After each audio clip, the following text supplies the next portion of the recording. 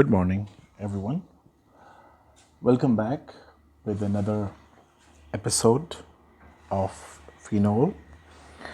These are our ongoing online classes, and as you guys know, we have studied yesterday the introduction to phenol and the IUPAC naming of the phenol. I'm very glad that many students responded and they sent their homework to me personally on my WhatsApp number. I appreciate that. Today we will extend the work of yesterday, and today I'll teach you how we can prepare phenol. As you guys know, that phenol is basically a derivative of benzene. It contains a hydroxy group over benzene ring. It's an aromatic compound. It does not found. We cannot find it naturally, so we have to prepare it. And basically, phenol is prepared from benzene. Benzene is the raw material for the preparation of phenol. The raw material is benzene. Now, benzene is very cheaply available. As you all know, benzene mainly comes from coal tar. Coal tar comes from the coal, and coal is found under the ground. Large deposits are found in Pakistan.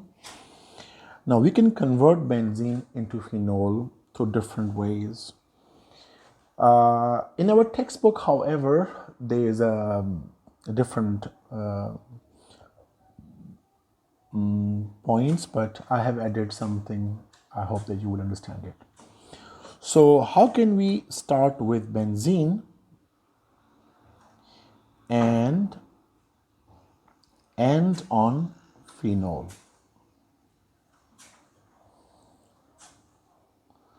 And we make phenol. So there are two routes basically. The route number one is from benzene to chlorobenzene, and from there to phenol. And the route 2 is from benzene to benzene sulfonic acid, then benzene sulfonate, and then phenol. So I will first, as in our textbook, it mentions the first method is from chlorobenzene. So let me tell you very clear. Benzene comes from coal tar. Coal tar is a natural product. It is the oil of coal. Once the coal comes out of the mines, it is heated and there is a oily substance left after that heating, and this oily substance is called coal tar. Coal tar contains benzene.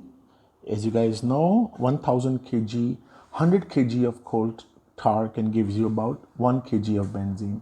So we can convert benzene to chlorobenzene, and then from chlorobenzene we can convert it into phenol. So let me start with the benzene. Now, as you guys know, this is a benzene ring. I just saw in the homework many students are not making the benzene ring of good quality, but I hope it will get better with time.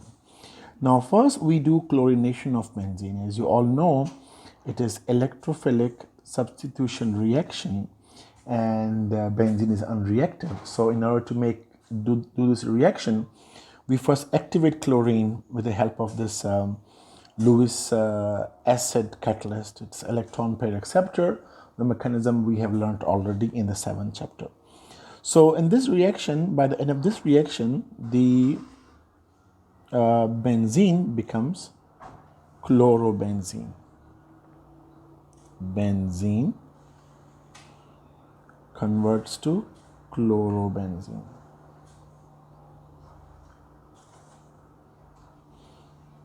Since there are two chlorines, so one chlorine which goes to the catalyst, comes back with a proton and form HCl. Now this chlorobenzene is chemically less reactive because chlorine is a ring deactivator. If you guys remember my lecture, chlorine takes the electron pair from this primary carbon, so electron density here is very much less. It does not easily react with any other substance. So if we want it to react with sodium hydroxide, which is 10% weight by weight, which means 10 grams of NaOH and 90 grams of water, the reaction doesn't occur in normal conditions. So it is heated at about 300 degrees C and it is given a pressure of about 200 atmosphere. This heating and this pressure will start molecular vibration so that the benzene ring is more prone to chemically react with the sodium hydroxide. In this case, you know that chlorine is partial negative and it has a tendency to the hydrogen. So what happens, a kind of a replacement reaction occurs, and H and Cl, they make HCl, and this NaO or ONA bonds with the ring. This is chlorobenzene and it becomes sodium phenoxide. Yesterday I told you about the sodium phenoxide, already it's a salt. Now the sodium phenoxide can further react, is an unstable compound with the HCl, and you know that HCl is a polar compound, and Na plus and O minus. So Na plus has a tendency towards the minus, so and H goes where the Na to the oxygen. So, and this is a fast and easy reaction and you get OH. However, NaCl is a byproduct. So from sodium to chlorobenzene, from benzene to chlorobenzene, then from chlorobenzene to sodium phenoxide, then from sodium phenoxide to phenol. This is one way of converting from benzene, starting with benzene, ending on phenol. That's how you can convert benzene into phenol. This method is used commercially and it is called Downs process. If you can see that in your textbook as well. The heading will be Downs process. Downs are the manufacturers. Downs, there are many other chemical substances formed by Down, if you know that. So that's how we convert. We start with benzene and we first chlorinate it by electrophilic substitution reaction. Chlorine donates electron pair to Lewis acid, thus leaving behind chlorine free radical. Chlorine attacks, becomes electrophile, attacking on the benzene ring and forms chlorobenzene. Chlorobenzene can further react with sodium hydroxide to form sodium phenoxide, and this can react with the HCl and form phenol. This is one way to convert benzene to phenol. The other way of doing same, and it is from benzene sulfonate. Now I must repeat here that in our textbook they start from chlorobenzene, but we should start from benzene because benzene is the basic raw material which produces chlorobenzene, and chlorobenzene then converts to phenol. Similarly, here in the step 2, in the second method of preparation, you will find again that I will start with benzene. So because the benzene is a cheap raw material for phenol, so the benzene ring, when react with sulfuric acid, as I have taught you, this will only happen if this acid is concentrated. It contains SO3. It's a fuming acid. I told you, we know the entire mechanism. A similar reaction to what previous one we see here happens, and what is the product? You might have already guessed, SO3H. Now this is benzene converting to benzene sulfonic acid. benzene sulfonic acid.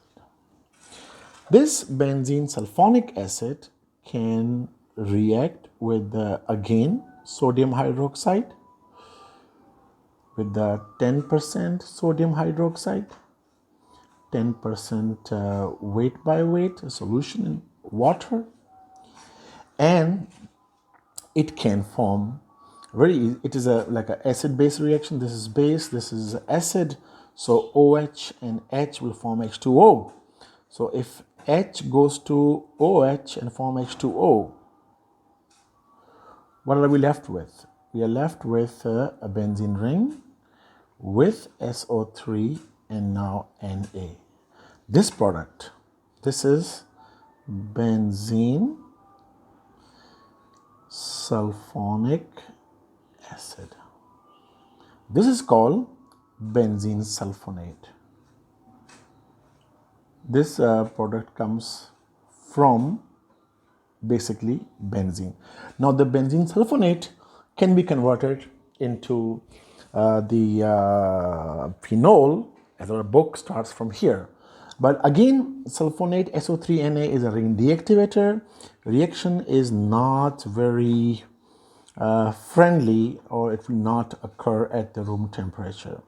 So we have to fuse or melt this benzene sulfonate with the solid sodium hydroxide. To do that, we need a beaker of steel or nickel. It's called a crucible. So in a nickel crucible, we use excess of sodium hydroxide and fuse them, melt them together. It converts the benzene sulfonic acid to sodium phenoxide, forming sodium sulfonate and water. This, you are already familiar with it, sodium phenoxide. It reacts very easily with HCl, as you all know from the previous reaction. Na plus O minus, HCl is pretty much polar enough to attract the Na, so it will form NaCl and H will go join the O. So this way it can be OH here and NaCl here. This is sodium phenoxide and this is phenol. So my dear friends, now you know how you can start with benzene and do these changes, benzene through sulfonation, benzene sulfonic acid, then with the aqueous solution of NaOH, sodium benzene sulfonate. It's called sodium benzene sulfonate basically. Then this converts into, after fusion, to sodium phenoxide and finally to phenol. So these are the two methods. Number one is this, the Downs process from the chlorobenzene, and the second one is from the benzene sulfonate. In our textbook, they start with the chlorobenzene to phenol and benzene sulfonate to phenol, but we will try to go from the beginning and we will write the content of these topics according to the fact like this. It's a very famous conversion. In the examination, we see it a lot. They ask us convert benzene to phenol. So you can write this one or this one with the written some data to explain what is actually happening. How to convert phenol back to benzene, you guys, all of you guys know it from the preparation of benzene. You all know from the preparation of benzene that we can prepare benzene from phenol. Phenol, basically a very reactive species. It's very easy. When it react with the powder of zinc, which you call zinc dust, you have an immediate reaction and benzene is formed after reduction. This is what we have seen already previously in the 7th chapter. So converting phenol into benzene is rather very easy due to the reactive nature of phenol. Converting benzene back to phenol is a rather long process, because you have to go from benzene to chlorobenzene, chlorobenzene to phenoxide, and then finally similarly here as well.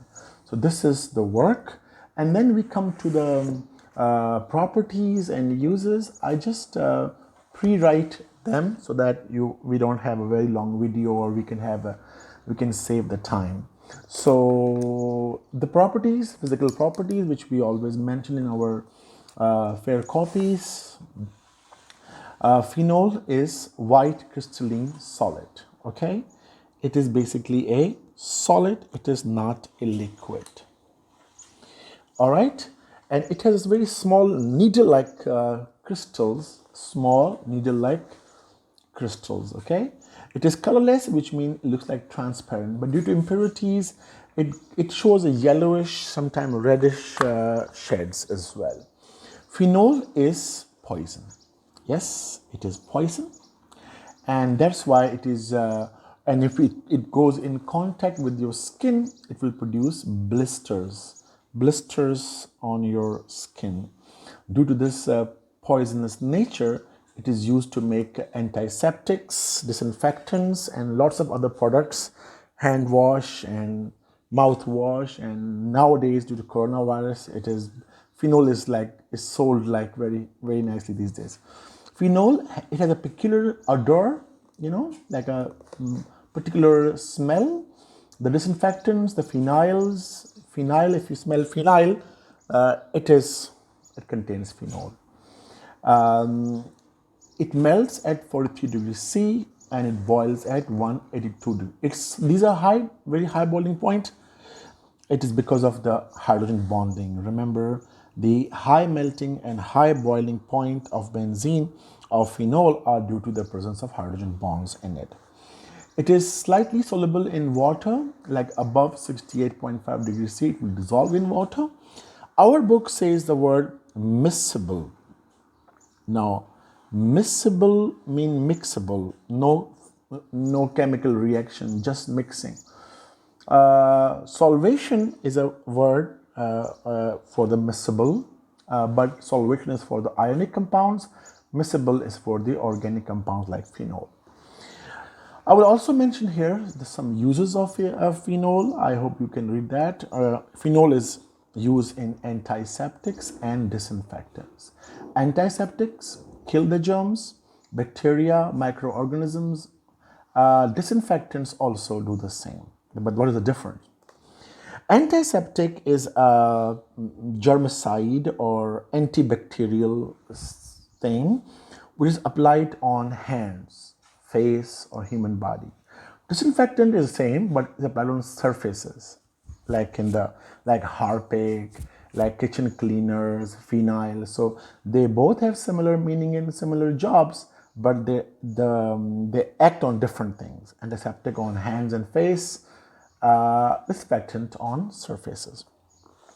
Now, most of the antibacterial products, such as soaps, okay, gargles, the mouthwash, okay, lozenges. Lozenges basically wicks, if you know, strepsils, which we use to kill the small germs in our throat, nasal sprays, nose, disinfectants, ointments like Polyfex and gentamicin. They all need phenol because phenol is the poison inside them which kills the germs. It is also used to make some plastics, and a very famous plastic is bakelite. As you guys know, we know this from topic of polymerization. Bakelite is formed from benzene. Sorry, I'm again saying it's phenol. So let me make a phenol for you on a copy, and this way you will also learn what size of benzene ring should we make. So let's say this is phenol. You can see I'm making a very small ring. The students who have sent me their homework, they made this large benzene ring. So if you will do this in the examination, you will really waste a lot of pages on that, and there's no point of making a big ring anyway. So phenol reacts with the formaldehyde. If you guys know, I have taught you this in the 6th chapter. These are the monomers. Phenol and formaldehyde are the monomers. This is phenol. This is formaldehyde. This is more phenol. There are many monomers. When they release water, as you know, condensation, polymerization involves release of water. Then what happens that one hydrogen from here, one hydrogen from here, and this oxygen, they make H2O. So when the H goes out from here and H goes out from here, you have a phenol with this carbon, sp2 hybridized with one unhybridized, sp2 with one unhybridized p orbital. Same happens with this phenol. Their one carbon contains unhybridized orbitals. This CH2 remaining, it will bond to both of them. So this way, if you have n number of these monomers, this process will continue, right? And you will get the polymer. The polymer, this is called bakelite.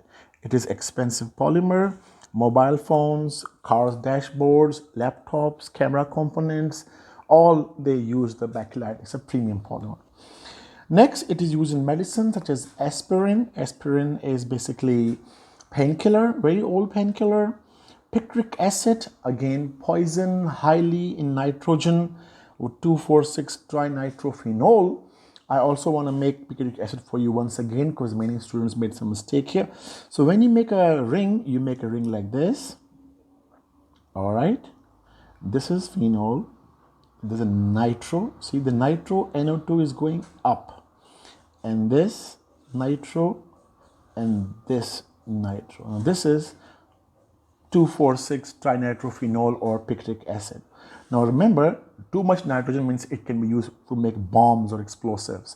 Also, it is used in ointments, in polyfags to kill germs.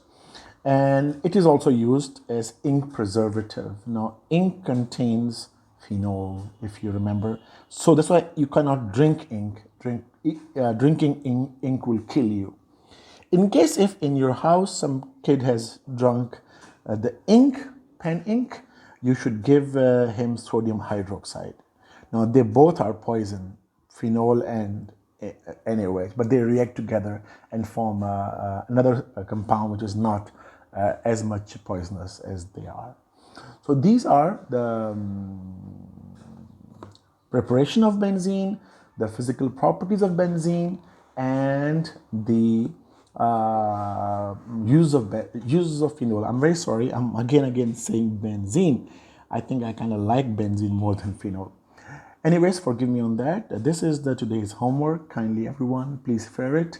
And I'm really happy to see the work. It feels like I'm in a classroom every day and checking the copies and commenting on the work. I hope that you guys like these lectures. Tomorrow we shall study the chemical properties of phenol, which are very much important for the exam point of view. I hope you will do good at home and you will make better benzene rings. Yesterday, the first homework I received was from Shifa. It was not only very good, it was not quick, but also very good work. I appreciate her on that. Many other students sent very nice homeworks, and I really feel good when you show me your work. Very soon, we'll also start our testing system online because now this is the only way we can communicate. So thank you so much. Have a good time. Stay at your homes and do your work. Don't disturb your parents and spend more time with your books. Thank you. Goodbye.